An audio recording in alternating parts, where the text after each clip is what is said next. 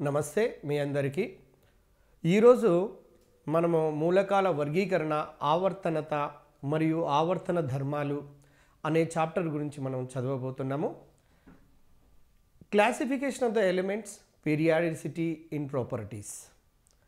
ఈ chapter DSC point of వ్యూలో మీరు ప్రీవియస్ క్వశ్చన్లను కనుక చూసినట్లయితే గతంలో అడిగినటువంటి 2015, 2012 గత సంవత్సరాల్లో జరిగినటువంటి ఎగ్జామినేషన్లో చూసినట్లయితే అట్లీస్ట్ 3, కొన్ని సందర్భాల్లో 4 ప్రశ్నలు కూడా ఈ యూనిట్ నుంచి ఇస్తున్నారు. కాబట్టి ఫ్రెండ్స్ మీరు గమనిస్తుండండి.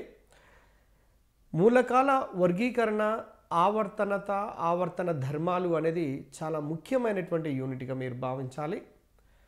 మీ అందరికీ తెలుసు, ఇప్పటి వరకు మనకు తెలిసినటువంటి మూలకాల సంఖ్య చాలా ఎక్కువ సంఖ్యలోనే ఉన్నవి. అయితే రాబర్ట్ బాయిల్ అనే శాస్త్రవేత్త 1661 వరకు మూలకాన్ని గురించి విషయాన్ని తెలియచేయటం జరిగిందండి. రాబర్ట్ బాయిల్ అనే శాస్త్రవేత్త 1661లో అప్పటి వరకు ఒక 13 మూలకాల వరకు మాత్రమే మనకు తెలిసేవి. అప్పటి వరకు ఓన్లీ 13 మూలకాల వరకు మాత్రమే తెలిసాయి. కానీ లావోయిజియర్ కాలంలో మాత్రము ఇంకొక 11 మూలకాల దాకా తెలిసాయండి. లావోయిజియర్ కాలంలో ఇంకొక 11 మూలకాలు తెలిసాయి. 1665 సంవత్సరానికి వచ్చేసరికినే సుమారుగా 63 మూలకాల వరకు తెలిసాయండి. సుమారుగా 1865 ఆ సంవత్సరం ప్రాంతంలో 63 మూలకాల వరకు తెలియచేయటం జరిగింది. అంటే మనకు వాటి యొక్క ప్రాపర్టీస్, వాటి గురించి తెలిసినది.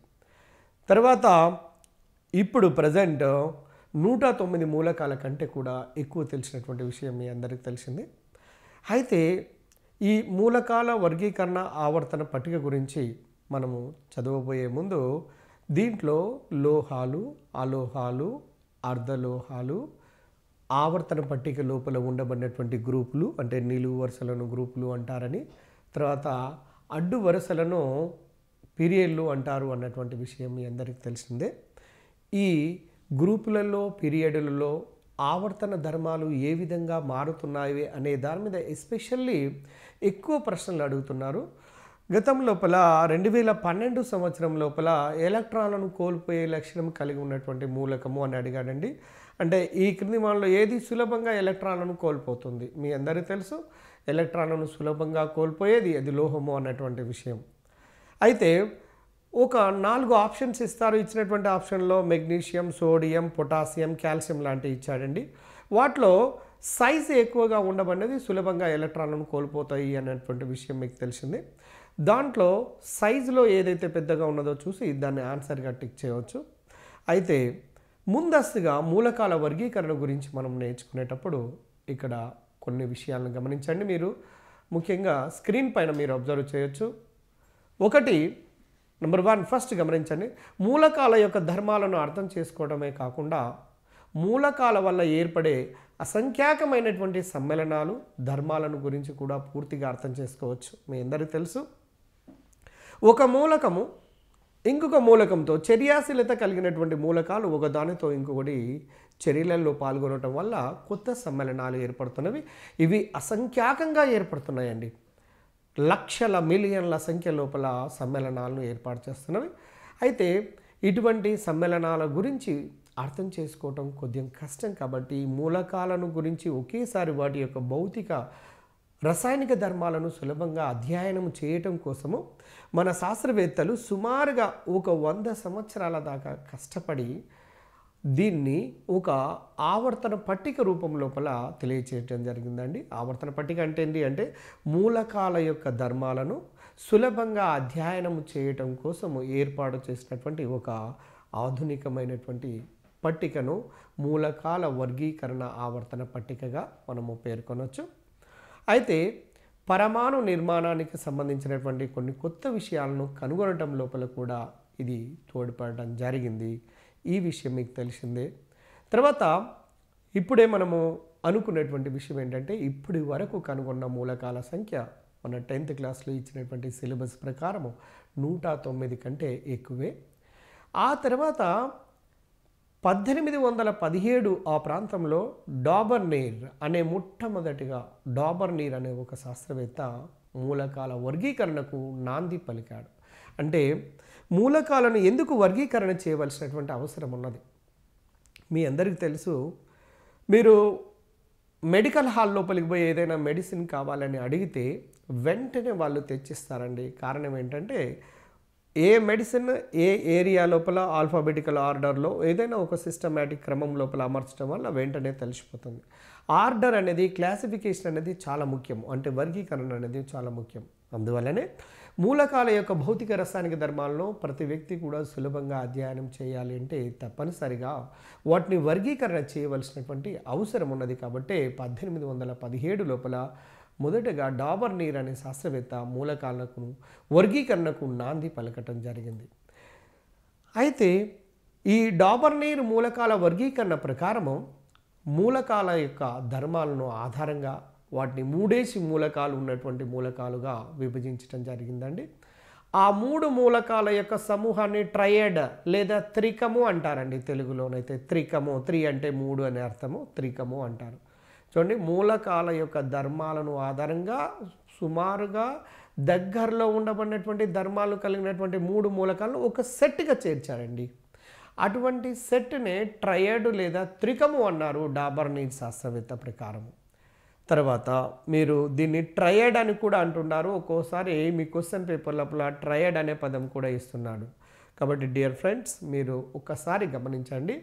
డాబర్నీర్ ప్రకారము మూలకాల యొక్క వర్గీకరణ లోపల ట్రయడ్స్ లేదా త్రికములు ఉంటాయనేది, ఆ త్రికములు ఏ విధంగా ఏర్పడతాయి అనేది ఒక్కసారి మీరు స్క్రీన్ పైన అబ్జర్వ్ చేయండి. ట్రయడ్ మధ్య మూలకపు పరమాణు భారము మొదటి మరియు మూడవ మూలకపు పరమాణు భారాల సరాసరికి దాదాపు సమానంగా లేదా 3 మూలకాల పరమాణు భారాలు దాదాపు సమానంగా ఉంటాయి అన్నటువంటి తెలియచేసినటువంటి శాస్త్రవేత్త ఎవరయ్యా అంటే డాబర్నీర్ ప్రకారము ఒక్కసారి చూడండి, తీసుకున్నటువంటి సెట్ ఆఫ్ 3 ఎలిమెంట్స్ లోపల అంటే ఈ ట్రయడ్ లోపల ఉండబడిన 3 మూలకాల యొక్క పరమాణు భారాలు దాదాపుగా సమానంగా ఉండబడినటువంటి వాటిని తీసుకోవటం జరిగింది. ఆ మూడింటికి కూడా సుమారుగా సమానమైనటువంటి ధర్మాలను కలిగి ఉన్నాయండి. అటువంటి వాటిని ట్రయడ్ అన్నాడు. అయితే ఇతని ప్రకారము చూడండి, మొదటి తర్వాత సెట్ ఆఫ్ 3 ఎలిమెంట్స్ లోపల అంటే 3 మూలకాల్లో మొదటి మరియు చివరి మూలకాల యొక్క పరమాణు భారాల సరాసరి అనేది మధ్య మూలకపు పరమాణు భారానికి సమానంగా ఉంటుందండి. ఈ విధమైన రిలేషన్ కలిగి ఉన్నటువంటి వాటిని అన్నిటినీ 3 మూలకాలను ఒకే దగ్గరగా చేర్చాడు. కాబట్టి వీటిని ట్రయడ్ లేదా త్రికము అనే పేరుతోని ఈ డాబర్నీర్ అనే శాస్త్రవేత్త తెలియచేయటం జరిగింది. ఉదాహరణకు మీరు చిన్న ఉదాహరణ గమనించండి. ఫెరస్, కోబాల్ట్ మరియు నికెల్ యొక్క పరమాణు భారాలను కనుక చూసినట్లయితే మొదటి దానిది 55.93, రెండవ దానిది 58.85, మూడవ దానిది చూసినట్లయితే 58.69. దాదాపుగా ఇవి సమానమైనటువంటి పరమాణు భారాలను కలిగి ఉన్నాయండి ఫెరస్, కోబాల్ట్, నికెల్ అనేవి. కాబట్టి ఇటువంటి సమూహాన్ని డాబర్నీర్ ట్రయడ్గా పేర్కొనడం జరిగినది. చూడండి, సుమారుగా సమానమైనటువంటి పరమాణు భారం కలిగి ఉన్నటువంటి 3 మూలకాల యొక్క సెట్ను వాటిని ట్రయడ్ లేదా త్రికము అన్నారు ఈ డాబర్నీర్ శాస్త్రవేత్త ప్రకారం. తర్వాత మీరు గమనించండి, ఫెరస్, కోబాల్ట్ మరియు నికెల్ యొక్క సమూహాన్ని డాబర్నీర్ ట్రయడ్ అని అంటారు అనే విషయం మీకు తెలిసిందే. అయితే ఇక్కడ మీరు గమనించాల్సినటువంటి ఒక విషయం ఏంటంటే, డాబర్నీర్ ప్రకారము మూలకాల వర్గీకరణకు ప్రధానమైనటువంటి అంశం ఏంటంటే పరమాణు భారము. ఇది గుర్తుపెట్టుకోండి, డిఎస్సి పాయింట్ ఆఫ్ వ్యూలో లేదా టీఆర్టీ పాయింట్ ఆఫ్ వ్యూలో చాలా ముఖ్యమైనటువంటిది. అయితే మనము ఇంకొక ట్రయడ్ను లేదా త్రికాన్ని మనము గుర్తించడం కోసము హాలోజన్లను, అంటే హాలోజన్స్ అంటే మీ అందరికీ తెలుసు, మనము ఎవరైతే టీఆర్టీకి ప్రిపేర్ అవుతున్నారో వాళ్ళు తప్పకుండా ఆవర్తన పట్టిక లోపల ఉండబడిన అన్ని గ్రూపులను first A, second A, third A, fourth A, fifth A, sixth A, seventh A మరియు 0 గ్రూపు మూలకాలను కంఠోపాఠంగా గుర్తుపెట్టుకోవాల్సినటువంటి అవసరం. దానివల్ల చాలా చాలా బెనిఫిట్ ఉందండి. రెగ్యులర్గా మనం చూస్తూ పోతున్నట్లయితే ఆటోమేటిక్గా ఈ ప్రతి డిగ్రీస్ అయినటువంటి క్యాండిడేట్ ఇక్కడ ఈ ఫిజికల్ సైన్స్తో రాస్తున్నటువంటి క్యాండిడేట్ అందరికీ తెలిసి ఉంటుంది. అయితే హాలోజన్లు అనగానే ఫ్లోరిన్, క్లోరిన్, బ్రోమిన్, అయోడిన్ కదా. హాలోజన్లు గుర్తుపెట్టుకున్నట్లయితే ఫ్లోరిన్ వదిలిపెట్టేసి క్లోరిన్, బ్రోమిన్, అయోడిన్ల యొక్క పరమాణు భారాలను మీరు చూడండి. 35, తర్వాత 80 మరియు 127 ఈ 3గా వేరువేరుగా ఉండబడినటువంటి పరమాణు భారాలను మీరు ఒక్కసారి అబ్జర్వ్ చేయండి. ఇక్కడ మొదటి మూలకము చివరి మూలకముల యొక్క పరమాణు భారాలను సరాసరి కనుక చేసినట్లయితే 35 + 127/2 సరాసరి చేయటం వల్ల 167/2 అంటే 81. బ్రోమిన్ సుమారుగా 80 ఉన్నదండి పరమాణు భారం. అంటే బ్రోమిన్తో దగ్గరి సంబంధాన్ని కలిగి ఉన్నది కాబట్టి క్లోరిన్, బ్రోమిన్, అయోడిన్లను ఒక డాబర్నీర్ ప్రకారము ట్రయోడ్గా లేదా త్రికంగా తీసుకోవటం జరిగినది. అయితే చూడండి, అందువల్ల దీని ప్రకారం మీకు ఏమని అర్థమవుతుందంటే క్లోరిన్, బ్రోమిన్ మరియు అయోడిన్ల యొక్క సమూహాన్ని డాబర్నీరు ట్రయోడ్ అని అంటారు అనే విషయాన్ని మీరు గుర్తుపెట్టుకోండి. తర్వాత డియర్ ఫ్రెండ్స్, మీరు గమనించండి, స్క్రీన్ పైన చాలా స్పష్టంగా మీకు అర్థమైంది, డెఫినేషన్ తెలిసింది. సుమారు సమాన పరమాణు భారం కలిగినటువంటివి లేదా మొదటి మరియు చివరి మూలకాల యొక్క పరమాణు భారాల సరాసరి అనేది మధ్య మూలకపు పరమాణు భారానికి సమానంగా ఉండబడినటువంటి ఆ 3 మూలకాల యొక్క సెట్ను, సమూహాన్ని డాబర్నీర్ ప్రకారం ట్రయోడ్స్ అంటారని వాటికి కొన్ని ఉదాహరణలు మీకు స్క్రీన్ మీద ఇవ్వటం జరిగింది. వాటిని మీరు అబ్జర్వ్ చేయొచ్చు. Chlorine, bromine, iodine. ఎందుకంటే రాబోయే టీఆర్టీ ఎగ్జామినేషన్ లోపల ఇలా అడగడానికి ఈ క్రింది వాళ్ళలో డాబర్నీరు ట్రయోడ్ అయినది ఏది, ఈ క్రింది వాళ్ళలో డాబర్నీరు ట్రయోడ్ కానిది ఏది, ఇలా అడుగుతున్నాడండి. క్వశ్చన్ పాజిటివ్గా అడగవచ్చు లేదా నెగిటివ్గా అడగటానికి అవకాశం ఉంటుంది. కాబట్టి మీరు క్లోరిన్, బ్రోమిన్, అయోడిన్ అనేది ఒక ట్రయోడ్కు ఉదాహరణ. అట్లాగనే 6A గ్రూప్ మూలకాలు. 6A అనగానే వెంటనే గుర్తుకు రావాలండి చాల్కోజన్స్ గురించి. ఆక్సిజన్ తర్వాత నెక్స్ట్ ఉన్నది, ఆక్సిజన్ తర్వాత ఉన్నది సల్ఫర్, సెలూరియం, టెలూరియం. చూడండి, ఆక్సిజన్, సల్ఫర్, సెలూరియం, టెలూరియం అంటే చాల్కోజన్లు అనే మూలకాలలో ఆక్సిజన్ వదిలిపెట్టి తర్వాత ఉండబడిన 3 మూలకాలను తీసుకోండి.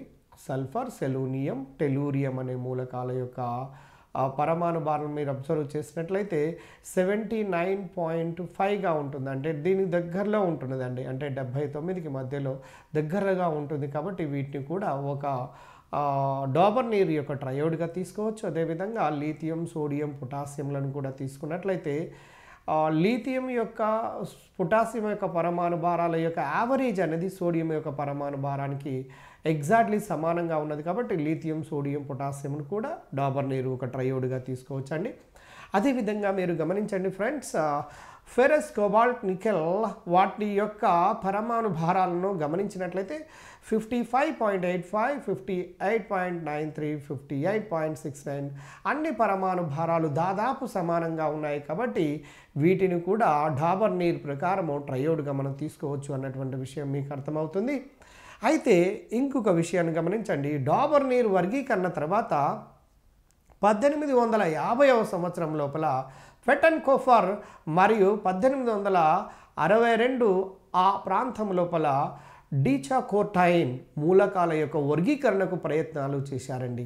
ఇక్కడ ఒక విషయాన్ని గమనించండి, డాబర్నీర్ వర్గీకరణ తర్వాత 1850లో ఫెటెన్కోఫర్ మరియు 1862 లోపల డీచాకోటైన్ మూలకాల యొక్క వర్గీకరణకు ప్రయత్నాలు చేశారన్నటువంటి విషయాన్ని మీరు గమనించాలి.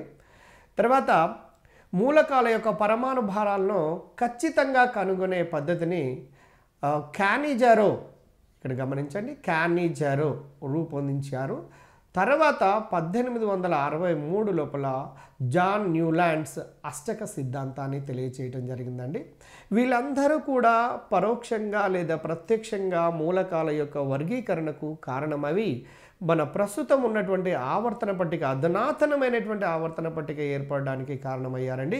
వాళ్లకు మనము జీవితాంతము రుణపడి ఉండాల్సిందే. ఎందుకంటే ఇప్పుడు ఇంత సైన్స్ డెవలప్ అవుతున్నది అంటే కారణము మూలకాల యొక్క వర్గీకరణ, ఆవర్తన పట్టిక అనే విషయాన్ని మీరు గమనించాలి. తర్వాత క్యానిజరో అనే శాస్త్రవేత్త పరమాణు భారాల గురించి తెలియచేయడం జరిగిందండి. గతంలో చాలా సందర్భాల్లో కాంపిటేటివ్ ఎగ్జామినేషన్లో అడిగినటువంటిది. క్యానిజరో అనే శాస్త్రవేత్త ఇక్కడ మనకు దేని విషయంలో తెలియచేశారంటే పరమాణు భారాల గురించి తెలియచేయటం జరిగినది. అయితే ఆ తర్వాత 1863 ఆ ప్రాంతానికి వచ్చేసరికనే జాన్ న్యూలాండ్స్ అనే శాస్త్రవేత్త అష్టక సిద్ధాంతాన్ని తెలియచేయటం జరిగింది. గతంలో ఎన్నో ఎంట్రన్స్లలో అడిగారు. అష్టక సిద్ధాంతానికి కనుగొన్నటువంటి శాస్త్రవేత్త పేరు జాన్ న్యూలాండ్స్ అనే విషయాన్ని మర్చిపోవద్దు. తర్వాత డియర్ ఫ్రెండ్స్, మీరు గమనించండి, మూలకాలను వాటి పరమాణు భారాలను ఆరోహణ క్రమంలో అమర్చినట్లయితే జాన్ న్యూలాండ్స్ సిద్ధాంతం ప్రకారం, అష్టక సిద్ధాంతం ప్రకారం చూద్దాము. అష్టక సిద్ధాంతము అంటేనే అర్థమవుతుంది. అష్ట అంటే మీ అందరికీ తెలిసిందే 8 అని. అష్ట దిగ్గజ కవులు, 8 మంది కవులు. శ్రీకృష్ణదేవరాయల కాలంలో అష్ట దిగ్గజ కవులు అనే పదాన్ని మనము విని ఉంటాము. అష్ట అనేది 8. అష్టక సిద్ధాంతాన్ని తెలియచేసినటువంటి శాస్త్రవేత్త జాన్ న్యూలాండ్స్. అయితే మూలకాలను వాటి పరమాణు భారాలను ఆరోహణ క్రమం లోపల అమర్చుకుంటూ పోయినట్లయితే సంగీత స్వరములలో అష్టమ స్వరము ధ్వనించినప్పుడు సా రీ గా మా ప ద ని సా, చూడండి ఈ విధంగా సారీగమ పదనిసలలో మొదటి సా ఏ విధంగానైతే పలకబడుతుందో రెండవ సా కూడా అదే విధంగా పలకబడుతున్నట్లయితే ఒకే రకమైనటువంటి లక్షణాన్ని కలిగి ఉన్నటువంటి వాటిని రిపీట్ అవుతుంది. మొదటి దానికి 8వ దానికి రిపీట్ అవుతున్నది కాబట్టి దీన్ని అష్టక ధర్మంగా పోల్చడం జరిగినదండి, తెలియచేయటం జరిగినది. అంటే ఇతని సిద్ధాంతం ప్రకారము మొదటి మూలకానికి 8వ మూలకానికి ఒకే రకమైనటువంటి లక్షణాలను కలిగి ఉన్నది కాబట్టి దీన్ని న్యూలాండ్స్ అష్టక సిద్ధాంతము అంటారండి. న్యూలాండ్స్ అష్టక సిద్ధాంతము అంటారు. అయితే ఇతని ప్రకారం మీరు స్క్రీన్ పైన అబ్జర్వ్ చేయవచ్చు. ఇక్కడ వరుసగా చూడండి, 1వ మూలకము లీథియం ఉంది, 8వ మూలకము సోడియం ఉన్నది. Lithium sodium. ఆ తర్వాత మళ్ళీ 8వ మూలకాన్ని తీసుకొని చూడండి, దానికి కలిపి చూసినట్లయితే పొటాషియంలు, లీథియం సోడియం పొటాషియం ఒకే గ్రూప్లో వచ్చేస్తుంటూ ఉంటాయండి. కాబట్టి వీటిని న్యూలాండ్స్ అష్టక సిద్ధాంతం ప్రకారం మీరు స్క్రీన్ పైన అబ్జర్వ్ చేయొచ్చు, స్పష్టంగా మీకు అర్థమవుతున్నది. తర్వాత చూడండి, పై క్రమం లోపల మీరు లీథియంది 1 అనుకుంటే చూడండి 1+7 అంటే సోడియం దాన్ని తీసుకుంటే దానికి 7 కలపడం వల్ల 8వ మూలకమైనటువంటి సోడియం వస్తుందండి. అప్పుడు లీథియంకు సోడియంకు ఒకే రకమైన ధర్మాలు. అదేవిధంగా ఇక్కడ తర్వాత వచ్చినటువంటి పొటాషియంను కూడా గమనించండి. ఈ లీథియం సోడియం తర్వాత వచ్చినటువంటి 8వ మూలకం కూడా నీకు ఒకే రకమైనటువంటి ధర్మాలను కలిగి ఉంటుంది. కాబట్టి లీథియం సోడియం పొటాషియంలు ఒకే గ్రూప్లో రావడం జరిగింది. వాటి బాహ్య కర్పరాల్లో ఒకే ఒక ఎలక్ట్రాన్ ఉంటుందన్న విషయం మీ అందరికీ తెలుసు. అందుచేతనే అవి ఒకే రకమైన ధర్మాలను కలిగి ఉన్నాయి. ప్రజెంట్ ఇప్పుడు ఉన్నటువంటి ఆవర్తన పట్టిక లోపల కూడా ఈ ఫస్ట్ ఏ గ్రూప్ లోపల ఉన్నటువంటి విషయం ఒకే ధర్మాన్ని కలిగి ఉన్నటువంటి విషయం మీ అందరికీ తెలిసినటువంటిదే డియర్ ఫ్రెండ్స్. తర్వాత మీరు గమనించండి, సేమ్ అదే మాదిరిగా మీరు బెరీలియం మెగ్నీషియం కాల్షియంలలో కూడా మొదటి దానికి 8వ దానికి మీరు చూసుకుంటూ వస్తే బెరీలియం మెగ్నీషియం కాల్షియం అనే మూలకాలు కూడా ఒకే గ్రూప్ లోపల ఉండటం జరిగినది. ఒకే రకమైనటువంటి ధర్మాలను కలిగి ఉన్నది. అంటే 1వ మూలకము 8వ మూలకానికి దగ్గర సంబంధం కలిగి ఉన్నది. కాబట్టి దీన్ని న్యూలాండ్స్ అష్టక సిద్ధాంతము అన్నటువంటి విషయం మీ అందరికీ తెలిసిందే. తర్వాత ఫ్రెండ్స్, పై విధంగా ప్రతి 8వ మూలకము మొదటి మూలకాన్ని పోలి ఉన్నది. పైన చూసినటువంటి వివరాల ప్రకారం మొదటి మూలకం అనేది 8వ మూలకాన్ని పోలి ఉన్నది. న్యూలాండ్స్ రూపొందించినటువంటి ఈ ప్రతిపాదనను న్యూలాండ్స్ అష్టక సిద్ధాంతము లేదా న్యూలాండ్స్ అష్టక పరికల్పన అంటారండి. దీనే న్యూలాండ్స్ అష్టక సిద్ధాంతము లేదా న్యూలాండ్స్ అష్టక పరికల్పన అనే పదంతో పిలుస్తుంటున్నారు. ఇక్కడ ఏమి లేదండి, ఇందులో గుర్తుపెట్టుకోవాల్సినటువంటి అంశాలు ఏంటంటే న్యూలాండ్స్ అనే శాస్త్రవేత్త కూడా పరమాణు భారాలను ఆధారంగా చేసుకునే వర్గీకరణ చేశాడు. ఇతను అష్టక సిద్ధాంతాన్ని తెలియచేస్తాడు. ముఖ్యమైనటువంటి టీఆర్టీ పాయింట్ ఆఫ్ వ్యూలో ఖచ్చితంగా గుర్తుపెట్టుకోవాల్సింది, ఏ ఎగ్జామినేషన్ తీసుకున్నా, ఏ ఎంట్రన్స్ తీసుకున్నా కూడా అడుగుతున్నటువంటి ప్రశ్నలు ఈ విధంగా ఉంటున్నాయి. పరమాణు భారాలను ఆధారంగా చేసుకొని వర్గీకరణ చేశాడు. తర్వాత అష్టక సిద్ధాంతాన్ని తెలియజేసింది న్యూలాండ్స్ అనే శాస్త్రవేత్త. తర్వాత ఒకటవ మూలకానికి 8వ మూలకానికి దగ్గరి సంబంధాలు, దగ్గరి పోలికలు, దగ్గరి లక్షణాలు కలిగి ఉంటున్నటువంటి విషయాన్నే అష్టక సిద్ధాంతము లేదా అష్టక పరికల్పన అంటారు అనే విషయాన్ని మీరు గమనించాలి.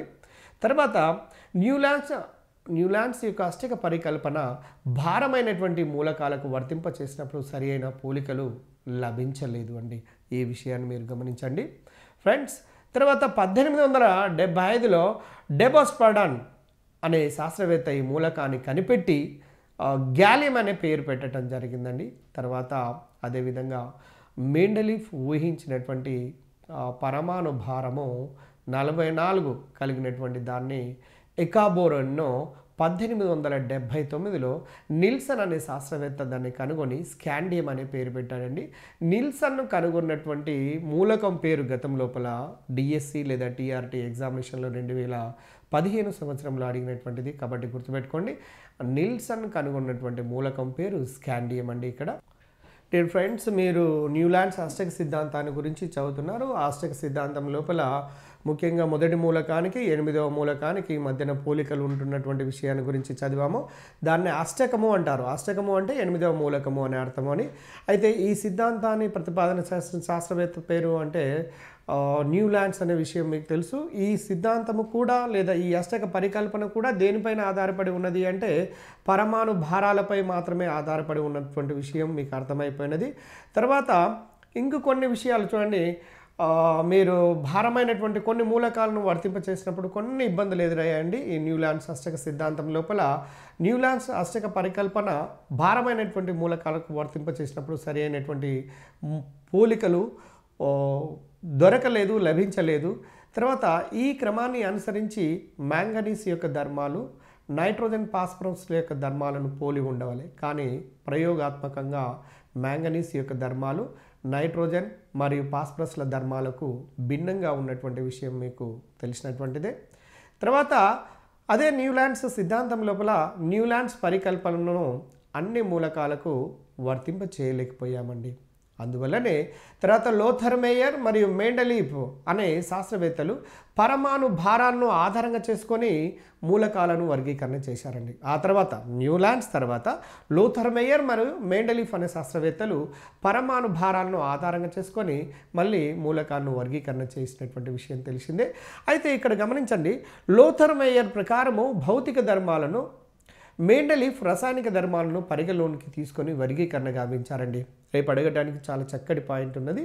లోథర్ మేయర్ అనే శాస్త్రవేత్తనేమో మూలకాల యొక్క భౌతిక ధర్మాలను ఆధారంగా చేసుకుంటే, మెండలీఫ్ అనే శాస్త్రవేత్త మాత్రం మూలకాల యొక్క రసాయనిక ధర్మాలను పరిగణ లోపలికి తీసుకొని మూలకాలను వర్గీకరణ చేసినటువంటి విషయం మీ అందరికీ తెలిసినటువంటిదే. తర్వాత ఈ అష్టక సిద్ధాంతం అయిపోయిన తర్వాత సిద్ధాంతం మెండలీఫ్ యొక్క ఆవర్తన పట్టిక, మెండలీఫ్ యొక్క ఆవర్తన నియమం అండి. మెండలీఫ్ కూడా మూలకాల వర్గీకరణ చేయటం లోపల గొప్ప పేరు సంపాదించినటువంటి వ్యక్తుల్లో మెండలీఫ్ ఒకతను. తర్వాత మెండలీఫ్ ఆవర్తన నియమం ప్రకారం కూడా చూడండి, మొదటి పాయింట్ ఇక్కడ మీరు గమనించాల్సింది ఏంటంటే మూలకాల యొక్క ధర్మాలు వాటి పరమాణు భారాల ఆవర్తన ప్రమేయాలు. అంటే మూలకాల యొక్క భౌతిక రసాయనిక ధర్మాలు వాటి పరమాణు భారాల ఆవర్తన ప్రమేయాలు. అంటే పరోక్షంగా మనకేం తెలియజేస్తుందంటే మూలకాల యొక్క ధర్మాలు పరమాణు భారాలతో సంబంధాన్ని కలిగి ఉన్నట్టుగా మనకు అర్థమవుతున్నది. అయితే ఇక్కడ ఒకటి గమనించండి, మెండలీఫ్ అప్పటికి తెలిసినటువంటి 63 మూలకాలను 8 గ్రూపులుగాను 7 పీరియడులుగా వర్గీకరించాడండి. అష్టక సిద్ధాంతం తర్వాత మెండలీఫ్ సిద్ధాంతాన్ని మెండలీఫ్ ఆవర్తన పట్టిక లోపల కనుక వచ్చినట్లయితే మెండలీఫ్ ఆవర్తన పట్టిక లోపల మనం గమనించాల్సింది ఏంటంటే పరమాణు భారాలను ఆధారంగా చేసుకొని మెండలీఫ్ కూడా మూలకాలను వర్గీకరించాడు. ఆయన కాలం వరకు తెలిసినటువంటి మూలకాల సంఖ్య 63 మాత్రమే. 63లో ఇక్కడ 8 గ్రూపులు. 8 అంటే ఆవర్తన పట్టిక లోపల నిలువు వరుసలను గ్రూపులు లేదా కుటుంబాలు అంటారని, అడ్డు వరుసలను పీరియడులు లేదా శ్రేణులు అంటారండి. ఇక్కడ గుర్తుపెట్టుకోవడం చాలా ఈజీ అండి. ప్రతి ఒక్కరికి తెలుసు ప్రస్తుత ఆవర్తన పట్టిక లోపల 18 గ్రూపులు 7 పీరియడ్లు ఉంటాయనేది. కాకపోతే ఇక్కడ అక్కడ మెండలీఫ్లో కూడా 7 పీరియడ్లే, ప్రస్తుతం ఉన్నది కూడా 7 పీరియడ్లే. అప్పుడేమో 8 గ్రూపులు ఉంటే మెండలీఫ్ ఆవర్తన పట్టికలో ఇప్పుడేమో 18 గ్రూపులు ఉన్నాయండి. ఈ విషయాన్ని ఒకటి గమనించాల్సిందిగా కోరుతున్నాను. తర్వాత నెక్స్ట్ ఈ మెండలీఫ్ ఆవర్తన పట్టిక లోపల గమనించండి, మెండలీఫ్ కొన్ని మూలకాల యొక్క ఉనికిని మరియు వాటి ధర్మాలను ముందు ఊహించాడండి. ఇది మామూలు విషయం కాదు. మెండలీఫ్ యొక్క గొప్పతనం ఇది. పరమాణు భారము 68 గల మూలకము ఉంటుందని ముందే ఊహించి భావించి దాన్ని మెండలీఫ్ దానికి ఎకా అల్యూమినియం అనే పేరు పెట్టాడండి. 68 పరమాణు భారము కలిగినటువంటి ఒక మూలకం ఉంటుందని ముందే ఊహించి దానికి ముందు ఒక పేరు పెట్టాడు, ఎకా అల్యూమినియం అనేది. కాబట్టి ఇది ముఖ్యమైనటువంటి బిట్గా మీరు గుర్తించండి ఫ్రెండ్స్. తర్వాత 1875లో డెబస్పాడన్ అనే మూలకాన్ని, అదే శాస్త్రవేత్త ఈ మూలకాన్ని కనిపెట్టి దీనికి గ్యాలియం అనే పేరు పెట్టాడండి. చూడండి, దీనికి గ్యాలియం అనే పేరు పెట్టడం జరిగింది. 1875లో డెబోస్పాడన్ అనే శాస్త్రవేత్త ఈ మూలకాన్ని కనిపెట్టి దీనికి గ్యాలియం అనే పేరు పెట్టడం జరిగింది. తర్వాత మెండలీఫ్ ఊహించినటువంటి పరమాణు భారం 44 కలిగినటువంటి ఎకాబోరాన్ను 1879లో నిల్సన్ అనే శాస్త్రవేత్త దీన్ని కనుగొని దీన్ని స్కాండియం అనే పేరు పెట్టడం జరిగిందండి. దీనికి స్కాండియం అనేది ఇది గత డిఎస్ 2015 సంవత్సరం లోపల వచ్చినటువంటి బిట్. దీన్ని గుర్తుంచుకోండి, చాలా ముఖ్యమైనటువంటి బిట్గాను. తర్వాత ఫ్రెండ్స్ మీరు గమనిస్తూనే ఉన్నారు, మెండలీఫ్ ఆవర్తన పట్టికలోని పరమాణు భారాలను ఆరోహణ క్రమంలో కొన్ని చోట్ల ఉల్లంఘన జరిగిందండి. అంటే అలాంటి ఉల్లంఘన ఎక్కడైతే జరిగిందో అటువంటి వాటిని ఏమన్నారు అంటే అసాధారణ మూలక జంటలుగా పేర్కొనడం జరిగింది. ఇటువంటి మూలకాల జంటలను అసాధారణ జంటలు అంటారు. అయితే మెండలీఫ్ ఆవర్తన పట్టికలో అసాధారణ జంటలను కనుక తీసుకుంటే ఆర్గాన్ పొటాషియం, అంటే ఆర్గాన్ వేరు పొటాషియం వేరు. మీకు తెలుసు, పొటాషియం ఫస్ట్ గ్రూప్లో ఉంటుంది, ఆర్గాన్ ఏమో 0 గ్రూప్లో ఉంటుంది. ఈ రెండింటిని ఒక దగ్గర పేర్చాడండి. ఒక దగ్గర పేర్చడం లేదా ఒక దగ్గర చేర్చడం వల్ల సంబంధం లేనటువంటి మూలకాలను జంటలుగా చేర్చడం, కాబట్టి దీన్ని అసాధారణ జంటలు అంటారు. ఇక్కడ cobalt nickel, next tellurium iodine మొదలైనటువంటి వాటిని అసాధారణమైన జంటలుగా మనము పిలుస్తున్నాము. అయితే మెండలీఫ్ రూపొందించినటువంటి పట్టిక పరమాణు భారాలను ఆరోహణ క్రమంలో ఉండటమే కాకుండా వాటి యొక్క వ్యాలెన్సీల ప్రమేయాలకు అనుగుణంగా ఉంటున్నది అనే విషయాన్ని మీరు గమనించారు. తర్వాత చూడండి, ఈ విషయాన్ని మీరు పైన పట్టిక లోపల స్పష్టంగా మీరు గమనించవచ్చు, పైన ఉండబడినటువంటి స్క్రీన్ మీద ఉండబడినటువంటి మూలకాలను. తర్వాత చూడండి, మెండలీఫ్ ఆవర్తన పట్టిక గురించి మనం చదువుతున్నాము. మెండలీఫ్ వరకు 63 మూలకాలే ఉన్నాయనేది మెండలీఫ్ ఆవర్తన పట్టిక లోపల గ్రూపులు పీరియడ్లుగా విభజించిన సంగతి. మెండలీఫ్ అనే శాస్త్రవేత్త పరమాణు భారాలు మాత్రమే ఆధారంగా చేసుకొని వర్గీకరణ చేసినటువంటి విషయాన్ని గుర్తుపెట్టుకోవాలి. మెండలీఫ్ యొక్క ఆవర్తన పట్టిక లోపల 8 గ్రూపులు 7 పీరియడ్లు. దీన్ని గుర్తుపెట్టుకోవడానికి ప్రస్తుత ఆవర్తన పట్టికతో సంబంధాన్ని గుర్తుపెట్టుకుంటే చాలా ఈజీ అన్నటువంటి విషయం మనకు తెలిసింది. ఇక ఈ ఎంట్రన్స్ పాయింట్ ఆఫ్ వ్యూలో చూసినట్లయితే మెండలీఫ్ ఆవర్తన పట్టిక లోపల ఉండబడినటువంటి లోపాల గురించి చూడండి. 1 నెంబర్ 1, మూలకాల యొక్క అమరిక వాటి ఎలక్ట్రాన్ విన్యాసాలకు అనుగుణంగా లేదండి. మొదటి పాయింట్ ఏంటంటే మెండలీఫ్ ఆవర్తన పట్టికలోని లోపాలు ఏంటంటే మూలకాల యొక్క అమరిక వాటి ఎలక్ట్రాన్ విన్యాసాలకు అనుగుణంగా లేదు. మొదటిది లోపంగా భావించవచ్చు. ఒకే గ్రూప్ లోపల ఉండబడిన మూలకాలు వివిధ ఆక్సీకరణ స్థితులను ప్రదర్శిస్తాయి. అంటే ఒక గ్రూపులో ఉండబడినటువంటి మూలకాలు వివిధ ఆక్సీకరణ సంఖ్యలను ప్రదర్శించడం కూడా మెండలీఫ్ ఆవర్తన పట్టిక లోపల ఉండబడినటువంటి ఒక ప్రధానమైనటువంటి లోపంగా భావించాలి. తర్వాత మెండలీఫ్ ఆవర్తన పట్టికలోని లోపాలను మనము గమనిస్తున్నాము. 3వ లోపంగా మనం ఏం చెప్పవచ్చు అంటే ఒకే గ్రూపులోని మూలకాలు ధర్మాలతో వైవిధ్యము హెచ్చుగా ఉన్నదండి. ఒకే గ్రూపు లోపల ఉండబడినటువంటి మూలకాల యొక్క ధర్మాలు దగ్గరలో ఉండాలి, కానీ వాటి యొక్క వైవిధ్యం అనేది హెచ్చుగా ఉన్నది. కాబట్టి దీన్ని ఇంకొక లోపంగా భావించవచ్చు. లోహాలు మరియు అలోహాలు కలిసి ఉన్నాయండి. జనరల్గా అలోహాలు ఒకే జంటగా కలిసి ఉండవు, కానీ ఇతని ప్రకారము మెండలీఫ్ ఆవర్తన పట్టిక లోపల అలోహాలను కూడా ఒకే దగ్గర చేర్చడం జరిగినాయి. కాబట్టి వీటిని ముఖ్యంగా ఈ మెండలీఫ్ యొక్క ఆవర్తన పట్టిక లోపల ఉండబడినటువంటి లోపాలుగా మనం భావించవచ్చు. అదేవిధంగా లాంథనైడ్లు, యాక్టినైడ్ల యొక్క స్థానము కూడా నిర్ణయించబడలేదండి. మీరు ప్రస్తుతం ఉన్నటువంటి ఆవర్తన పట్టిక లోపల లాంథనైడ్లు, యాక్టినైడ్లను కనుక చూసినట్లయితే పట్టిక యొక్క క్రింది భాగంలో చేర్చారు, కానీ మెండలీఫ్ టైం వరకు మాత్రము లాంథనైడ్లు మరియు యాక్టినైడ్ల యొక్క స్థానాల గురించి కూడా ఇక్కడ ప్రస్తావన జరగలేదు. కాబట్టి ఇది కూడా మనం ఒక లోపంగా భావించవచ్చు. ఇది తర్వాత మీరు ఇంకొక విషయాన్ని గమనించండి. పరమాణు భారాల్లో తేడాలు ఉన్నటువంటి ఒక మూలకం యొక్క ఐసోటోపులకు మెండలీఫ్ ఆవర్తన పట్టికలో స్థానం ఇవ్వలేదు. ఐసోటోపులు అంటే మీ అందరికీ తెలిసిందండి, పరమాణు సంఖ్యలు ఒకే విధంగా ఉండి ద్రవ్యరాశి సంఖ్యలు వేరుగా ఉన్నట్లయితే పరమాణు సంఖ్యలు ఒకే విధంగా ఉండి ద్రవ్యరాశి సంఖ్యలు వేరుగా ఉంటే వాటిని ఐసోటోపులు అంటారన్న విషయం మీకు తెలిసిందే. అయితే ఈ ఐసోటోపులకు ఉదాహరణ 1H1, 1H2, 1H3, 1H1 ఇవన్నీ 3 కూడా హైడ్రోజనే అండి. వాటి యొక్క పరమాణు భారాలు చూడండి 1, 2, 3 ఈ విధంగా ఉన్నవి. వీటిని ఐసోటోప్స్ కిందికి తీసుకుంటాము. అయితే పరమాణు భారాలతో తేడాలు ఉన్నటువంటి ఒక మూలకం యొక్క ఐసోటోపులకు మెండలీఫ్ ఆవర్తన పట్టికలో స్థానము ఇవ్వబడలేదు అన్నటువంటి విషయాన్ని మనము గమనించాలి. తర్వాత చూడండి 1973వ సంవత్సరం లోపల హెన్రీ మోస్లే అనే శాస్త్రవేత్త ఆధునిక ఆవర్తన నియమాన్ని ప్రతిపాదించాడండి. 1973లో హెన్రీ మోస్లే అనే శాస్త్రవేత్త ఆధునికమైనటువంటి ఆవర్తన నియమాన్ని ప్రతిపాదించడం జరిగింది. మీ అందరికీ తెలుసు హెన్రీ మోస్లే అనే శాస్త్రవేత్త పరమాణు సంఖ్యను తెలియచేశాడండి. పరమాణు సంఖ్య అనేది మీకు తెలిసినటువంటిదే. ఒక పరమాణువు లోపల ఉండబడినటువంటి ఒక తటస్థ పరమాణువులో ఉండబడిన ఎలక్ట్రాన్ల సంఖ్య కావచ్చు, లేదా ధనావేశితం కలిగినటువంటి ప్రోటాన్ల సంఖ్య కావచ్చు, దాన్ని పరమాణు సంఖ్య అంటారు. ఇటువంటి పరమాణు సంఖ్యను హెన్రీ మోస్లే అనే శాస్త్రవేత్త మొదట తెలియచేయటం జరిగింది. ఈ మోస్లే అనే శాస్త్రవేత్త ఆధునిక ఆవర్తన నియమాన్ని ప్రతిపాదించడం జరిగినది.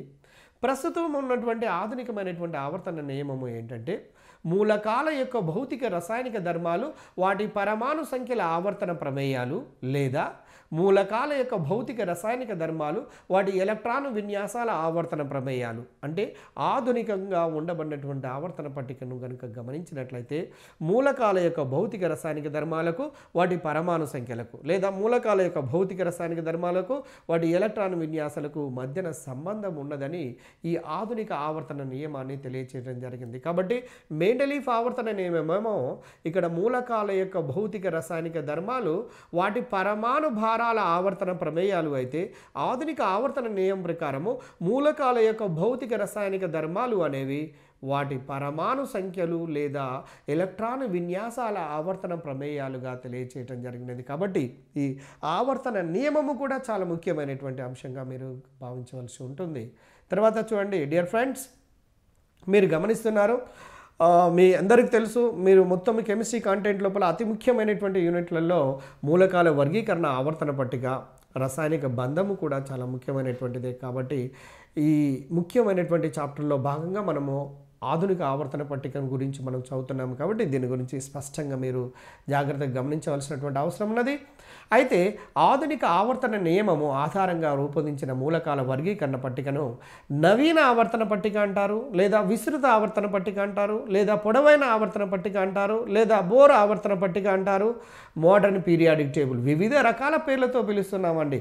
ఆధునికమైనటువంటి ఆవర్తన పట్టిక అనేది నవీనమైన, విస్తృతమైన, పొడవైన ఇవన్నీ వేరు పదాలతో పిలిచినప్పటికీ కూడా ప్రస్తుతం ఉన్నటువంటి నవీన ఆవర్తన పట్టిక గురించి మనం చదువుతున్నాము. దాని లోపల ఉండబడిన ఆవర్తన నియమం కూడా చూసాము. మూలకాల యొక్క భౌతిక రసాయనిక ధర్మాలు వాటి యొక్క ఎలక్ట్రాన్ విన్యాసాలు లేదా పరమాణు సంఖ్యల ఆవర్తన ప్రమేయాలు అనేటువంటి విషయం తెలిసింది.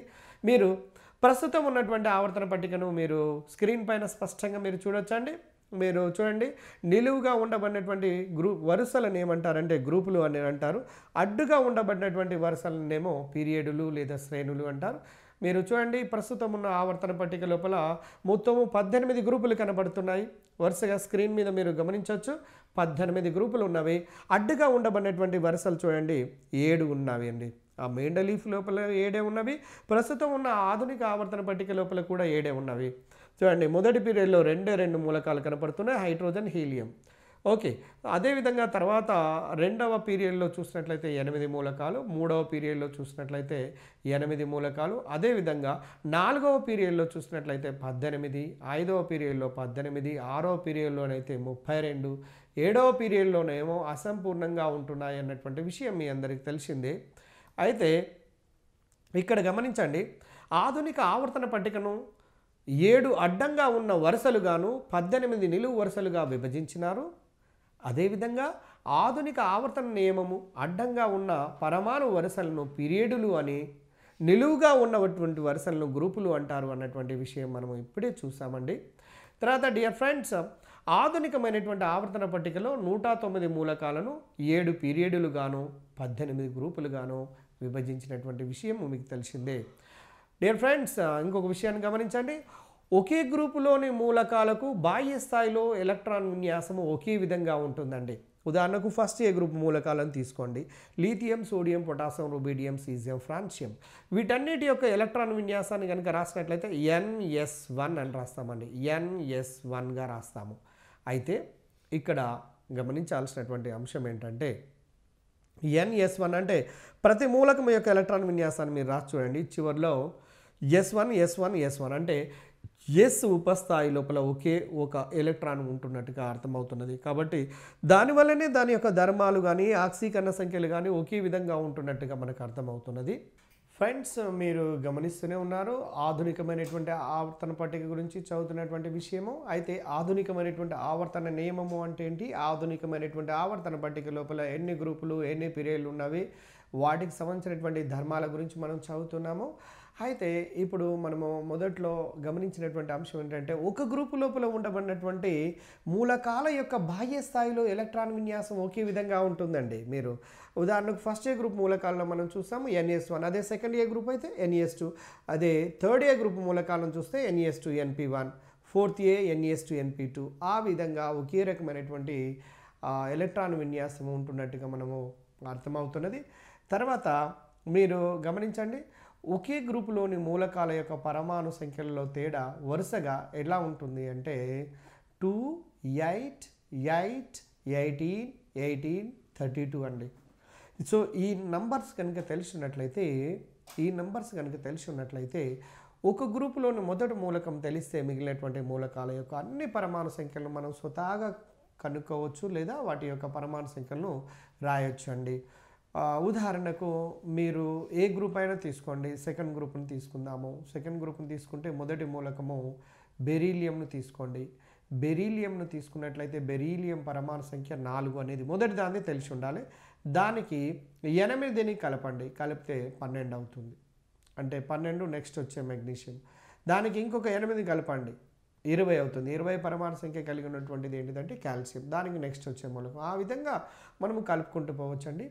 అయితే ఆధునికమైనటువంటి ఆవర్తన పట్టికలో మొదటి పీరియడ్ నందు 2 మూలకాలు ఉంటాయని, అవి హైడ్రోజన్ మరియు హీలియం అని. రేపు అడగొచ్చు, మొదటి పీరియడ్ అన్నది ఈ మూలకంతో అంతమవుతుంది. హైడ్రోజన్, హీలియం, లీథియం, బెరీలియం, ఇంకేమైనా ఆడడానికి ఛాన్స్ ఉందండి. అందులో సింపుల్గా హైడ్రోజన్ అండ్ హీలియంతో ఎండ్ అవుతున్నది. రెండవ పీరియడ్ను కనుక తీసుకున్నట్లయితే లీథియం నుండి ప్రారంభమై నియాన్ వరకు, అంటే జడవాయువులతో అంతమవుతాయండి. క్షారలోహాలతో ప్రారంభమై జడవాయువులతో అంతమవుతున్నాయి. రెండవ పీరియడ్ లీథియంతో ప్రారంభమై నియాన్తో అంతమవుతుంది. దీంట్లో ఇప్పటి వరకు ఉండబడిన మూలకాలు ఎన్ని అంటే 8. చాలా ముఖ్యమైనటువంటి పాయింట్స్ అండి. తర్వాత మూడో పీరియడ్కి వచ్చేసేయండి. మూడో పీరియడ్లో అంటే మూడవ అడ్డు వరుస గురించి మాట్లాడుతున్నాము. ఇది సోడియం నుండి ప్రారంభమై ఆర్గాన్ వరకు, గుర్తుపెట్టుకోండి, సోడియం నుండి. ఫస్ట్ ఇట్లా గ్రూప్ మూలకాలను వేసుకోండి, నెక్స్ట్ 0 గ్రూప్ మూలకాలను వేసుకోండి. మీకు చాలా ఈజీగా అయిపోతుంటుంటుంది. వాటిని వేసి గమనించాలండి. బై హార్టెడ్గా నేర్చుకున్నట్లయితే it will be difficult to us. మూడో పీరియడ్లోనైతే సోడియం నుండి ఆర్గాన్ వరకు 8 మూలకాలు ఉంటాయని, 4వ పీరియడ్లో పొటాషియం నుండి మొదలుకొని క్రిప్టాన్ వరకు 18 మూలకాలు ఉంటాయి. అదేవిధంగా 5వ పీరియడ్కి వచ్చినట్లయితే రుబీడియం నుండి క్సినార్ వరకు 18 మూలకాలు ఉంటాయి. తర్వాత మీరు గమనించండి, 6వ పీరియడ్లో సీజియం నుండి రేడాన్ వరకు 32 మూలకాలు ఉంటాయండి. అత్యధిక సంఖ్య లోపల ఉండబడినటువంటి మూలకాలు ఉండబడినటువంటి పీరియడ్ ఏది అని క్వశ్చన్ వేస్తే దానికి ఆన్సర్ మనం ఏం చెప్పాల్సి వస్తుందంటే 6వ పీరియడ్. అతి తక్కువ సంఖ్యలో మూలకాలను కలిగి ఉన్న పీరియడ్ ఏంటిదంటే మొదటి పీరియడ్ అండి. దాన్ని అతి పొట్టి పీరియడ్ అంటారు. దాంట్లో 2 మూలకాలు మాత్రమే ఉన్నవి అన్నటువంటి విషయాన్ని గమనించండి. అయితే ఈ 6వ పీరియడ్లో లాంథనైడ్లు 14 వరకు ఉంటాయండి. It's a very very important point. 6వ పీరియడ్ లోపల లాంథనైడ్లు 14 వరకు ఉంటాయండి. 6వ పీరియడ్ స్టార్ట్ అయ్యేటప్పుడు మాత్రమే లాంథనైడ్లు స్టార్ట్ అవుతున్నాయి, అంటే బ్లాక్ మూలకాలు స్టార్ట్ అవుతున్నాయి అనే విషయాన్ని, ఇది అప్లికేషన్ రూపంలో క్వశ్చన్ అన్నప్పుడు సమాధానం చేయడం కొద్దిగా కష్టమవుతుంది. కాబట్టి డియర్ ఫ్రెండ్స్, మీరు గమనిస్తూ ఉండండి. ఇక్కడ ఏ బ్లాక్ మూలకాలు 6th, 7th పీరియడ్లలో ఉంటాయి. కాబట్టి 6వ పీరియడ్లో లాంథనైడ్లు ఉంటాయి, 7వ పీరియడ్ లోపల యాక్టినైడ్లు ఉంటాయి అన్నటువంటి విషయాన్ని మీరు గమనించవచ్చు. అయితే 7వ పీరియడ్ మాత్రం అసంపూర్ణంగా ఉండి ఐరన్ నుండి 109వ మూలకం వరకు ప్రస్తుతం ఉన్నటువంటి మూలకాలు 23 వరకు ఉన్నాయండి. ఇవి అసంపూర్ణమైనటువంటి శ్రేణిగా మనము భావిస్తాము. తర్వాత పరమాణు సంఖ్య 58 నుండి, చాలా ఇంపార్టెంట్ బిట్ అండి ఇది. పరమాణు సంఖ్య 58 సీరియం నుండి 71 లుటీషియం LU అంటే 58 నుంచి 71 పరమాణు సంఖ్య కలిగినటువంటి మూలకాలు కలిగినటువంటి వరుసను, ఈ మూలకాలన్నీ కూడా లాంథనమును పోలి ఉంటాయండి. కాబట్టి వీటిని లాంథనైట్స్ అంటారు. లాంథనైట్స్ అంటే 58 పరమాణు సంఖ్య కలిగినటువంటి మూలకాన్ని తీసుకొని లుటీషియం వరకు అన్ని మూలకాలను కనుక గమనిస్తే వాటి యొక్క ధర్మాలు లాంథనంతో పోలి ఉన్నాయి. కాబట్టి వీటిని లాంథనైడులు అని పేరు పెట్టి పిలవటం జరిగినదండి. ఈ లాంథనైడ్లలో 14 వరకు మూలకాలు ఉంటాయి అన్నటువంటి విషయం మీకు తెలుసు. ఆవర్తన పట్టిక యొక్క క్రింది భాగం లోపల లాంథనైడ్లు అనేవి ఉంటాయనే విషయం కూడా మీకు తెలుసు. వీటిని విరళ మృత్తిక మూలకాలు అని కూడా అంటారండి. లాంథనైడ్లకు మరొక పేరు. తర్వాత నెక్స్ట్ చూడండి, పరమాణు సంఖ్య 90 నుండి మొదలుకొని 103 పరమాణు సంఖ్య కలిగినటువంటి లారెన్షియం వరకు కలిగిన మూలకాలను ఇక్కడ మనం గమనించాల్సినటువంటి వీటిని యాక్టినైట్స్గా పిలుస్తారండి. 90 నుంచి 103 వరకు ఉన్నటువంటి మూలకాలు, థోరియం నుంచి ప్రారంభమై లారెన్షియం వరకు ఉన్నటువంటి మూలకాలను ఏమంటారు అంటే యాక్టినైట్స్ అంటారు. ఎందుకు అంటారంటే ఇవి యాక్టీనియం యొక్క ధర్మాలను పోలి ఉంటాయి కాబట్టి వీటిని యాక్టినైట్స్ అంటారు. ఐడ్ అంటే పోలిక అని అర్థం. IDE చూడండి, ఆయిడ్ అంటే పోలిక అనే అర్థాన్ని ఇస్తుంటాయి. లాంథనైట్స్, యాక్టినైట్స్ అనే పదమును ఆ విధంగా గుర్తుపెట్టుకోవాలి.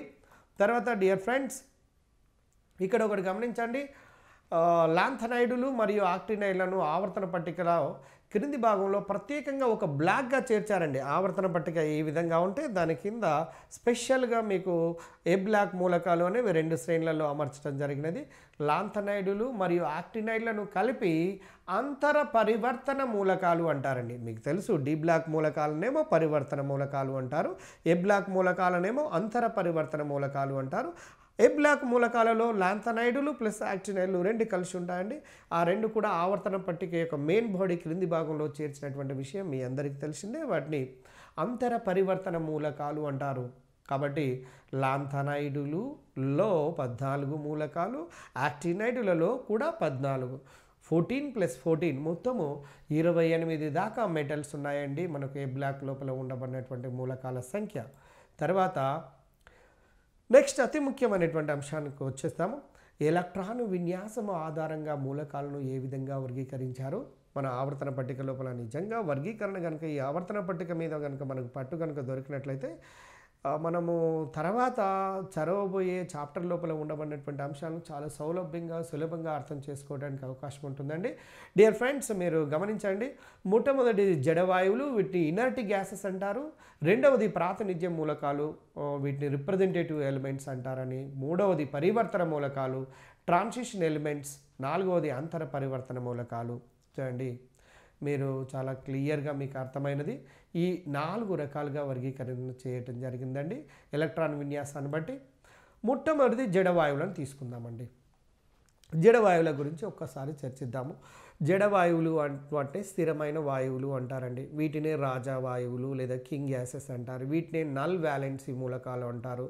వీటినే స్థిర వాయువులు అంటారు. వీటినే జడవాయువులు అంటారు. వీటినే ఉత్కృష్ట వాయువులు అంటారు. వీటినే ఏకపరమాణుక వాయువులు అంటారు. వీటినే నల్ వ్యాలెన్సీ ఎలిమెంట్స్ అంటారు. ఈ విధంగా వివిధ రకాల పేర్లతో పిలుస్తున్నారండి జడవాయువులను. కారణం ఏంటంటే వాటికి ఉండబడినటువంటి ప్రత్యేకమైనటువంటి ధర్మాలను ఆధారంగా వీటిని విరళ వాయువులు అని కూడా అంటారండి. వాతావరణం లోపల వీటి యొక్క పర్సంటేజ్ చాలా తక్కువగా ఉంటుంది కాబట్టి వీటిని విరళ వాయువులు అని కూడా అంటుంటారు. ఇవి చర్యాశీలత పరంగా చాలా తక్కువగా ఉంటాయి కాబట్టి వీటిని జడవాయువులు అని కూడా అంటారు. 1969 తర్వాత వీటికి కూడా కొంతవరకు చర్యాశీలత కలిగి ఉంటున్నది అని తెలిసిన తర్వాత వీటిని ఉత్కృష్ట వాయు మూలకాలు లేదా నోబెల్ ఎలిమెంట్స్ అని కూడా పిలవటం జరిగింది. ఈ జడవాయువు లోపల ఉండబడిన మూలకాలను ఎలా గుర్తుపెట్టుకోవాలంటే helium, neon, argon, krypton, xenon, radon. చూడండి, మీ అందరికీ తెలుసు, ఎవరైతే ఈ school assistant physical science prepare అవుతున్నారో వాళ్ళందరూ తప్పకుండా ఈ ఆవర్తన పట్టిక లోపల ఉండబడినటువంటి ప్రతి గ్రూప్లోని మూలకాలను క్షుణ్ణంగా పటపటమని చెప్పగలిగే స్థితి లోపల ఉండబడినప్పుడు మనము మిగతా వాళ్ళకంటే ముందుగా క్వశ్చన్ పేపర్ను అవలీలగా చేయడానికి అవకాశం ఉంటుందండి. కాబట్టి helium, neon, argon, krypton, xenon మరియు రేడాన్ అనే జడవాయు మూలకాలను 0 గ్రూపు అంటే 18th గ్రూప్ లోపల చేర్చడం జరిగినది. అయితే జడవాయు మూలకాలు ఎటువంటి రసాయనిక చర్యల్లో పాల్గొనవు కాబట్టి వీటిని జడవాయు మూలకాలు అంటారు అన్నటువంటి విషయం మీకు తెలిసింది. కానీ ఆఫ్టర్ ద 1969 మీ అందరికీ తెలుసు క్సినాన్ యొక్క కొన్ని సమ్మేళనాలను కనుక్కోవడం జరిగిందండి. Xenon difluoride, xenon tetrafluoride, xenon hexafluoride, అంటే xenon monoxide, xenon dioxide, xenon trioxide, xenon tetroxide, xenon monoxy difluoride లాంటి వివిధ రకాల సమ్మేళనాలను కనుక్కోవడం జరిగిందండి. అప్పుడు ప్రపంచంలో ఉండబడినటువంటి మిగిలిన శాస్త్రవేత్తలకు ఆశ్చర్యం వేసింది. ఎందుకంటే క్సినాను అనేది జడవాయు మూలకము, జడవాయు మూలకాలకు చర్యాశీలత ఉండదు. అటువంటి చర్యాశీలత లేనటువంటి మూలకాలు ఏ విధంగా చర్యలలో పాల్గొన్నవి, ఏ విధంగా సమ్మేళనాలను తయారు చేయడం జరిగినది అన్నటువంటి విషయాన్ని దాని మీద ఆసక్తి పెరిగిందని మిగిలినటువంటి శాస్త్రవేత్తలకు. మొట్టమొదటగా బార్ట్లెట్ అనే శాస్త్రవేత్త క్సినాన్ ప్లాటినం హెక్సాఫ్లోరైడ్ అనే ఒక సమ్మేళనాన్ని కనుగొన్న తర్వాత ఈ 0 గ్రూప్ కెమిస్ట్రీ కూడా డెవలప్ కావడం జరిగింది. తర్వాత డియర్ ఫ్రెండ్స్ మీరు గమనించండి, హీలియం తప్ప మిగతా జడవాయువుల యొక్క ఎలక్ట్రాన్ విన్యాసాన్ని కనుక చూసినట్లయితే NS2 NP6 అండి. ఇది outer most electronic configuration.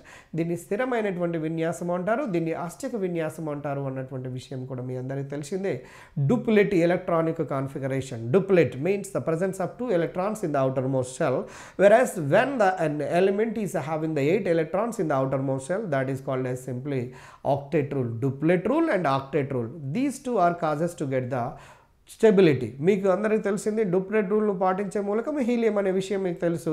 Octet రూల్ను పాటించే మూలకాలు చూడండి, హీలియం తర్వాత ఉండబడినటువంటి మూలకాలు అన్నింటి లోపల వేలెన్సీ స్థాయి లోపల 8 ఎలక్ట్రాన్లను కలిగి ఉంటాయి అన్నటువంటి విషయం మీకు తెలిసిందే. హీలియం యొక్క ఎలక్ట్రాన్ విన్యాసం మీకు తెలుసు, 1s2గా రాస్తాము. తర్వాత డియర్ ఫ్రెండ్స్ మీరు గమనించండి, విస్తృత ఆవర్తన పట్టిక లోపల జడవాయువులను 0 గ్రూప్లో చేర్చారండి. దీన్ని 0 గ్రూప్ అని కూడా అంటారు అన్నటువంటి విషయం మీకు తెలుసు. ఆవర్తన పట్టికలో ప్రతి పీరియడ్ కూడా జడవాయు మూలకంతో ముగుస్తుందండి. ఆల్కలీ మెటల్తో ప్రారంభమైతే జడవాయు మూలకంతో ముగుస్తుంది అన్నటువంటి విషయాన్ని మీరు గమనించాలి.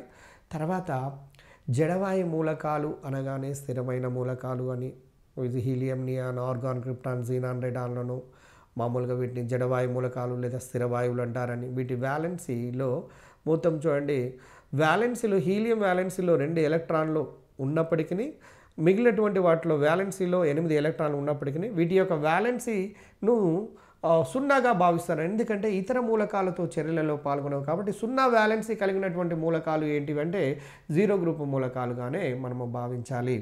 తర్వాత డియర్ ఫ్రెండ్స్ గమనించండి, ఇక రెండవది ఏంటంటే ప్రాతినిధ్య మూలకాలు, రిప్రజెంటేటివ్ ఎలిమెంట్స్. దాని తర్వాత మనకు మిగిలి ఉన్నది ఏంటంటే ఆవర్తన పట్టికలో చివరి భాగంలో రైట్ సైడ్లో చివరి భాగంలో ఉన్న జడవాయువులు అయితే ఎస్ అండ్ పీ బ్లాక్ మిగిలి ఉన్నాయండి.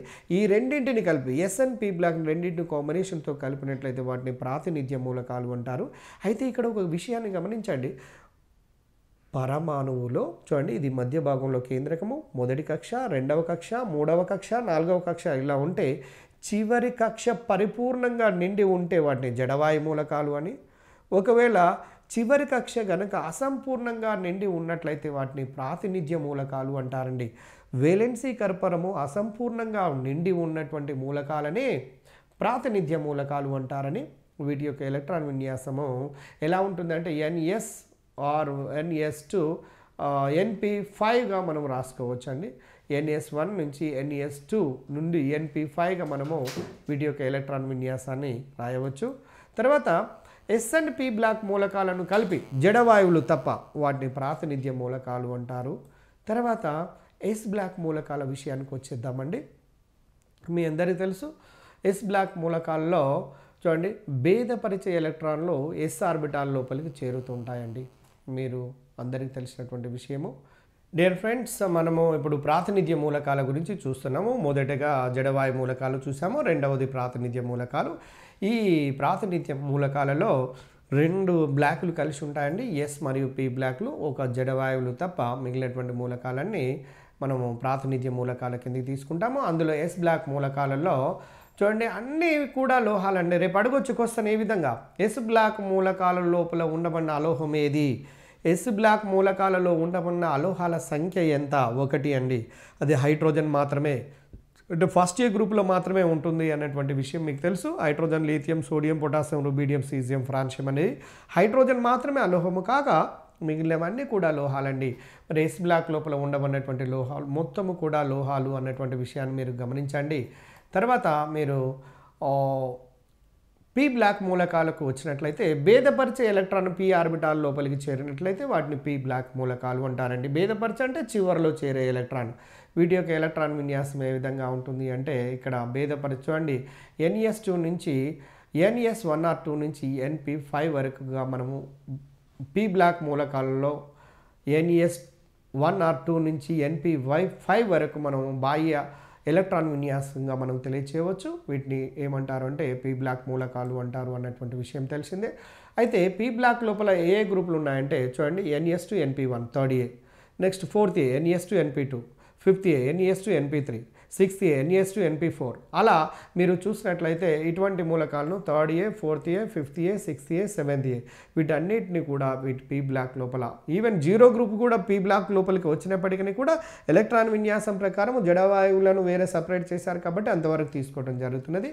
అయితే ఇక్కడ గమనించాల్సింది ఏంటంటే పీ బ్లాక్ లోపల లోహాలు, అలోహాలు, అర్ధలోహాలు కలిగినటువంటిది. గతంలో ఎన్నో ఎంట్రన్స్లలో అడిగాడండి, ఈ క్రింది వాళ్ళలో ఏ బ్లాక్ లోపల లోహాలు, అలోహాలు, అర్ధలోహాలు ఉన్నవి అన్నాడు. అదే ఎస్ బ్లాక్లోనైతే లోహాలు, అలోహము, ఒక హైడ్రోజన్ మాత్రమే అలోహము ఎస్ బ్లాక్లో, మిగిలినవన్నీ లోహాలండి. అదే పీ బ్లాక్లో వస్తే లోహాలు ఉంటాయి, అలోహాలు ఉంటాయి, అర్ధలోహాలు ఉంటాయి. ఇది గుర్తుపెట్టుకోండి, చాలా ముఖ్యమైనటువంటి బిట్. తర్వాత పరివర్తన మూలకాలు, ట్రాన్సిషన్ ఎలిమెంట్స్ అండి. భేదపరిచే ఎలక్ట్రానులు కనుక డి ఆర్బిటాల్ లోపలికి చేరితే వాటిని డి బ్లాక్ మూలకాలు అంటారు అన్నటువంటి విషయం మీకు తెలుసు. వీటిని సాధారణంగా పరివర్తన మూలకాలుగా భావిస్తాం, స్లైటర్ డిఫరెన్స్తో ఉంటుంది. అయితే డి బ్లాక్ మూలకాలనే పరివర్తన మూలకాలు అన్నప్పటికీ కూడా కొంత భిన్నమైనటువంటి డి బ్లాక్ మూలకాలను పరివర్తన మూలకాలు అంటారు అనే విషయం మీకు తెలిసినప్పటికీ ఆ స్లైటర్ డిఫరెన్స్ ఏంది అనేది ఇప్పుడే మనం చూస్తాం. డి బ్లాక్ మూలకాలన్నీ పరివర్తన మూలకాలు కావండి. అంటే డి బ్లాక్ లోపల ఉండబడినటువంటి ఎన్నో మూలకాలు ఉన్నాయి, అన్ని పరివర్తన మూలకాలు కావు. పరివర్తనము అంటే మార్పు తెప్పించే మూలకాలు అని అర్థము. అయితే ఇక్కడ పరివర్తన మూలకాల యొక్క ఎలక్ట్రాన్ విన్యాసం గుర్తుపెట్టుకోవాలి. NS1R2 N-1 into D 1 to 9 అండి. 1 to 10 ఉంటేనేమో డి బ్లాక్ మూలకాలు, సేమ్ అదే ఉంటుంది. NS1 to 2 N-1 D 1 to 10 వరకు ఉంటేనేమో డి బ్లాక్ మూలకాలు. అదే 1 to 9 ఉన్నట్లయితే పరివర్తన మూలకాలండి. పరివర్తన మూలకాలను సింపుల్గా చెప్పాలంటే డి ఆర్బిటాలలో ఒంటరి ఎలక్ట్రాన్లను కలిగి ఉంటే వాటిని పరివర్తన మూలకాలు అంటారు అనేది గుర్తుపెట్టుకోవచ్చండి.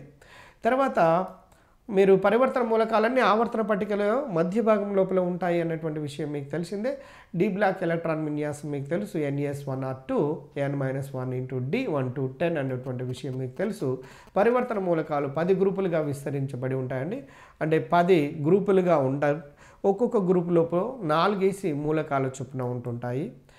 తర్వాత నెక్స్ట్ అంతర పరివర్తన మూలకాలండి. వీటిని ఇన్నర్ ట్రాన్సిషన్ ఎలిమెంట్స్ అంటారు. అయితే వేటిని అంతర పరివర్తన మూలకాలు అంటారు అంటే ఏ బ్లాక్ మూలకాలనే అంతర పరివర్తన మూలకాలుగా తీసుకుంటాము. అయితే వీటి యొక్క ఎలక్ట్రాన్ విన్యాసాన్ని కనుక చూసినట్లయితే చూడండి, NS2 N-1 into D 0 to 1 or N-2 into F 1 to 14 అండి. NS2 N-1 into D 0 to 1 N-2 into F 1 to 14 అంటే NS లోపల 2 ఎలక్ట్రాన్లు, N-1 ఇంటూ D ఆర్బిటాల్లో 0 ఉండొచ్చు, 1 ఎలక్ట్రాన్ ఉండొచ్చు. అదే దానికంటే ముందు ఉన్న కక్ష లోపల N-2 ఇంటూ F లోపల అయితే 1 to 14 వరకు ఎలక్ట్రాన్లు నిండుతూ పోతూ ఉంటుంటాయి. ఇటువంటి మూలకాల యొక్క ఎలక్ట్రాన్ విన్యాసం ఈ విధంగా ఉంటున్నటువంటి విషయం మీకు తెలిసిందే. అయితే లాంథనైడ్ లోపల 14 మూలకాలు, యాక్టినైడ్ లోపల 14 మూలకాలు, మొత్తం కలిపి 28 మూలకాలు. ఈ 28 మూలకాలు కూడా థర్డ్ బి గ్రూప్నకు చెందినటువంటి విషయం మీ అందరికీ తెలిసిందే. థర్డ్ బి గ్రూప్నకు చెందినవి. ఇవి ఆవర్తన పట్టిక యొక్క అడుగు భాగం లోపల ప్రత్యేకంగా అమర్చబడి ఉన్నాయి అన్నటువంటి విషయం మీ అందరికీ తెలిసిందే. అయితే ఇప్పటి వరకు డియర్ ఫ్రెండ్స్ మీరు గమనించాల్సింది ఏంటంటే ఆవర్తన పట్టిక లోపల ఎలక్ట్రాన్ విన్యాసాలను ఆధారంగా ఏ విధంగా మూలకాలను వర్గీకరణ చేశారు అనే అంశాన్ని మనం చూసాము. ఇది చాలా ముఖ్యమైనటువంటి వర్గీకరణ అండి. ఈ వర్గీకరణ లోపల జడవాయువులు, ప్రాతినిధ్య మూలకాలు, పరివర్తన మూలకాలు, అంతర పరివర్తన మూలకాలు. చూడండి, మొదటిది జడవాయువులు అన్నటువంటి విషయం మనం చూద్దాం. స్థిరమైనటువంటి వాయువులు ఏకపరమాణుక వాయువులని, వీటి వ్యాలెన్సీ 0 ఉన్నటువంటి మూలకాలను మనము జడవాయు మూలకాలు అని, అదేవిధంగా ప్రాతినిధ్య మూలకాలు అయినట్లయితే గమనించండి ఫ్రెండ్స్, ప్రాతినిధ్య మూలకాలు అయినట్లయితే వాటి యొక్క వ్యాలెన్సీ మాత్రం అసంపూర్ణంగా నిండి ఉంటుందనేది. తర్వాత పరివర్తన మూలకాల్లో వ్యాలెన్సీ దానికన్నా ముందు ఉన్న కక్ష కూడా అసంపూర్ణంగా నిండి ఉంటుంది. అంతర పరివర్తన మూలకాల్లో అయితే పరివర్తన మూలకాల కంటే దానికంటే ఇంకా ముందు ఉన్న కక్ష లోపల కూడా అసంపూర్ణంగా ఎలక్ట్రాన్లతో నిండి ఉంటున్నటువంటి విషయం మీ అందరికీ తెలిసినదే. కాబట్టి డియర్ ఫ్రెండ్స్, ముఖ్యంగా మూలకాల వర్గీకరణ ఆవర్తన పట్టిక చదివేటప్పుడు లోహాలు ఎక్కడున్నవి, అలోహాలు ఎక్కడున్నవి, అర్ధలోహాలు ఎక్కడున్నవి, ఏ బ్లాక్ లోపల లోహాలు ఉన్నవి, అలోహాలు ఉన్నవి, ఏ బ్లాక్ లోపల లోహాలు, అలోహాలు, అర్ధలోహాలు ఉన్నవి, ఏ బ్లాక్ లోపల మానవునితో కృత్రిమంగా తయారు చేయబడినటువంటి లోహాలు ఉన్నవి, కృత్రిమంగా తయారు చేయబడినటువంటి లోహాలు ఏ పీరియడ్ లోపల ఉన్నవి, ఇటువంటి తదితర అంశాల గురించి మొత్తము కూడా మనము గమనించవలసినటువంటి అవసరం ఉన్నది. కాబట్టి డియర్ ఫ్రెండ్స్, తర్వాత నెక్స్ట్ క్లాస్ మనము చూసే ముందు అంటే ఇదే ఆవర్తన పట్టికను కంటిన్యూగా అంటే మిగిలినటువంటి ఆవర్తన ధర్మాల మీద కూడా చాలా సందర్భాల లోపల ప్రశ్నలు అడుగుతున్నారు. ఆవర్తన ధర్మాలు సుమారుగా 8 నుంచి 10 వరకు ఉన్నటువంటి వాటి ధర్మాల్లో ఎన్నో సందర్భాల్లో గతం లోపల ప్రశ్నలు అడగటం జరిగింది. గ్రూపు లోపల ఈ క్రింది లక్షణము పెరుగుతున్నది, లేదా ఈ క్రింది వానలో సరి అయినటువంటి వాక్యం ఏది, ఈ క్రింది వానలో సరి అయినటువంటి వాక్యము కానిది ఏది, ఈ విధంగా ప్రశ్నలు అడుగుతున్నారండి. అడుగుతున్నటువంటి ప్రశ్నలకు ఈజీగా సమాధానం చేసే విధంగా మనం ఈ క్లాసెస్ని కనుక విన్నట్లయితే అతి సులభంగా చేయడానికి అవకాశం ఉంటుంది. ముఖ్యంగా మూలకాల యొక్క వర్గీకరణ దగ్గర ఇక్కడ, తర్వాత బ్లాకులుగా ఎస్పీడిఎఫ్ బ్లాకులుగా ఒకటి, తర్వాత వాటి ఎలక్ట్రాన్ విన్యాసాలను, తర్వాత ఆక్సీకరణ స్థితుల మీద కూడా మనం గుర్తుపెట్టుకోవాల్సినటువంటి అవసరం ఉంటుంది. అదేవిధంగా గ్రూపుల లోపల లేదా పీరియడ్ లోపల ఆవర్తన ధర్మాలు ఏ విధంగా మార్పు చెందుతున్నాయి అనే దాని మీద డెఫినెట్గా ఒక క్వశ్చన్ అడుగుతున్నారండి. గతం లోపల చూసినటువంటి ప్రీవియస్ లోపల ఉండబడిన ఏ ఎంట్రన్స్ ఎగ్జామినేషన్ చూసినా కూడా ఈ క్రింది వానిలో రుణ విధిదాత్మత లేదా ఈ గ్రూపులలో పీరియడ్లలో ఈ క్రింది ధర్మం పెరుగుతుంది లేదా తగ్గుతుంది. ఆ ధర్మం పేరుస్తుంటుంటాడు. రుణ విధిదాత్మత, ధన విధిదాత్మకత, లోహ లక్షణము, అలోహ లక్షణము, లేదా ఆక్సైల ఆమ్ల స్వభావము, ఆక్సైల క్షార స్వభావము, వ్యాలెన్సీ, ఇలా నానా రకాల ధర్మాలను మనము అంటే పూర్తిగా అర్థం చేసుకున్నప్పుడు మాత్రమే మనము వాటికి ఆన్సర్ చేయడానికి అవకాశం ఉంటుంది. కాబట్టి డియర్ ఫ్రెండ్స్, మీరు క్లాసును జాగ్రత్తగా మీరు పరిశీలనాత్మకంగా వింటూ ప్రతి పాయింట్ను గమనిస్తూ అర్థం చేసుకున్న తర్వాత పూర్తి కమాండింగ్ వచ్చిన తర్వాత మీరు ఓన్ వే లోపల కనుక వెళ్ళినట్లయితే డెఫినెట్గా సక్సెస్ అవుతారని కోరుకుంటున్నాను. Thank you very much.